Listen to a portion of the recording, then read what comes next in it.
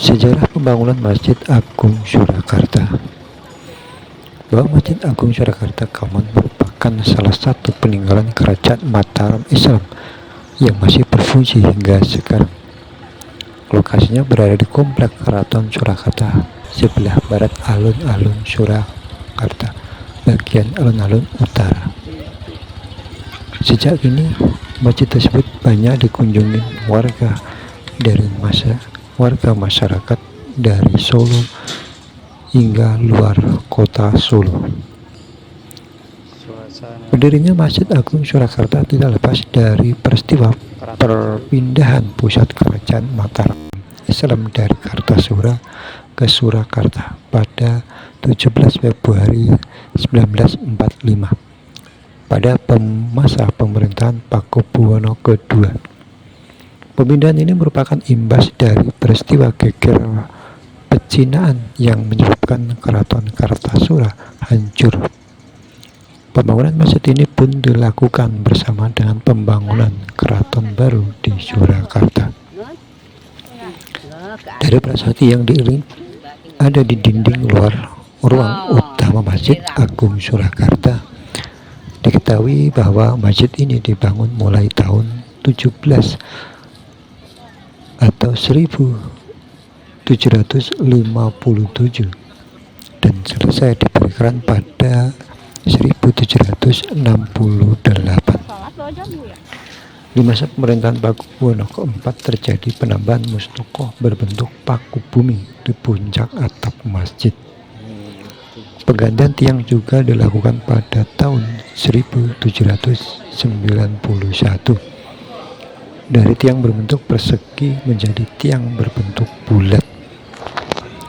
Di masa Pakubuwono ke-7 pada tahun 1850, serambi masjid diperluas dengan kolom-kolom bergaya Doric dan lantai yang lebih rendah.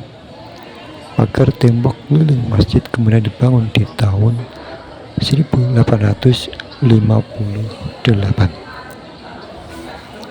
Pada masa pemerintahan Pakubuwono ke-10, sebuah menara dibangun di halaman masjid untuk memudahkan penentuan waktu sholat. Dibangun pula jam matahari.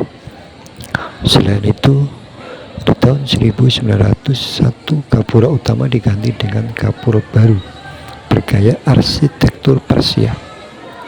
Kolam air yang sebelumnya digunakan untuk bersuci diganti berbentuk pancuran atau keran. Penambahan terakhir dilakukan oleh pemerintah Surakarta. Di area masjid dibangun perpustakaan, kantor pengelolaan, dan poliklinik. Di masa lalu pengurus masjid merupakan anggota abdi dalam keraton, tapi kini hanya kepala pengurus masjid yang menjadi abdi dalam keraton. Hingga saat ini Masjid Agung Surakarta masih menjadi pusat tradisi Islam di Keraton Surakarta. Berbagai ritual keagamaan seperti Maulid Nabi masih dilaksanakan di masjid ini. Dan masjid ini setiap hari dikunjungi warga, baik warga dari Solo sendiri maupun warga dari luar kota Solo. Banyak para wisatawan yang beristirahat di Solo sejak istirahat bertiduran di serambi masjid tersebut.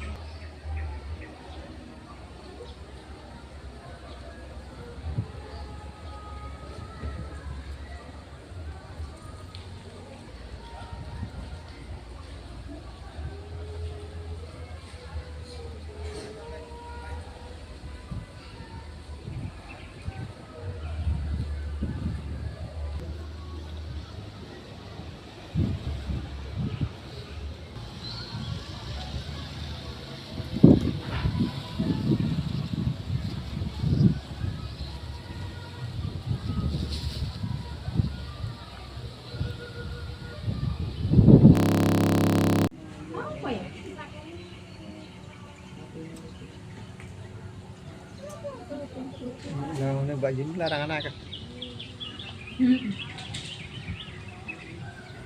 Cuma dari itu pas ngelahirin gitu langsung rasa